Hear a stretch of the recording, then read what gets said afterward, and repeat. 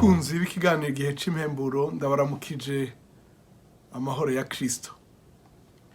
Ijambo dusangira riri mu butumwa bwiza bwa Luka igice ca 24 murongo wa 49. Ubutumwa bwiza bwa Luka igice ca 24 murongo wa 49 yanditse ngo umve ngira mbarungikira ico data yasezeranye. Ariko mugume mu gisagara kugeza aho muzokwambikirwa ubushobozi buvuye mw'ijuru. Imana ishimwe cyane.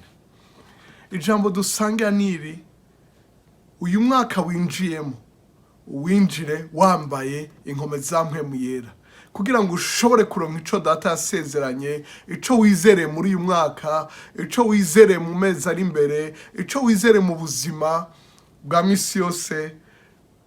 Wambikwe inkomezi. Mu ngendo ndimo muri ibihugu vya Amerika na Canada harakanye muri iki gihe. Murayibona ingene nambaye ibintu bisusurutse kubera imbeho. Sinshobora gupfa gusohoka ngo nje hanze ntambaye. Imisi iri imbere yacu ni imisi myiza, mugabo kandi hariho n'imisi mibi. Ibigwara, imisi y'ingorane, imisi y'ibitero vy'abadayimoni hirya no hino kw'isi. Nico gituma ukeneye kwambara.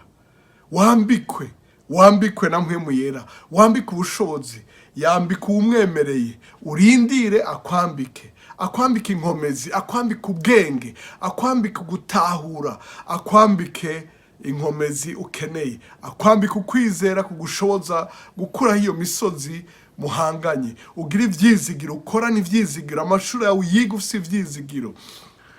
Kwambikwe muri iki gihe. Ndakwifurije kwambikwa. Ndavuze ngo ntusohoke utambitswe, ntiwinjire muri uyu mwaka utambitswe ubushobozi buvuye mw'ijuru, ubushobozi buvuye ku Mana, kuko Imana nizi ejo hawe. Imana nizi ibikurindiriye imbere. Imana nizi ibikurindiriye mu kwezi kwa gatandatu. Imana nizi ivyo muzohura mu kwa 12, nizi ivyo muzohura mu myaka 5 iri imbere, imyaka 10. Iyo niyo yibibanga Yosefu, bituma ashobora guhanura umwami wa Egiputa, amubarira ico bakwiye gukora mu gihe c'umwimbu no mu gihe c'inzara.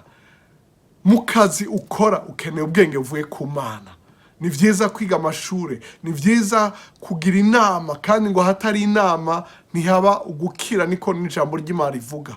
Ni vyiza kuyaga n'abandi, ni vyiza guhanuza abandi, ariko ndagusavye uhanuze mpwemu yera agufashe mu nama zawe, mu vyo abantu baguhanura, mu vyo ukora, ube mw'ijambo, ube mu masengesho, ugira akanya ko kwiherera, ko kwirimbura, ko kwiyumvira, nk'uko tumaze igihe tuvyigisha mw'ijambo ry'Imana. Imana ibahezagire, Imana ibahe ibihe vyiza, muragahezagirwa, murakoze kudutega yombi.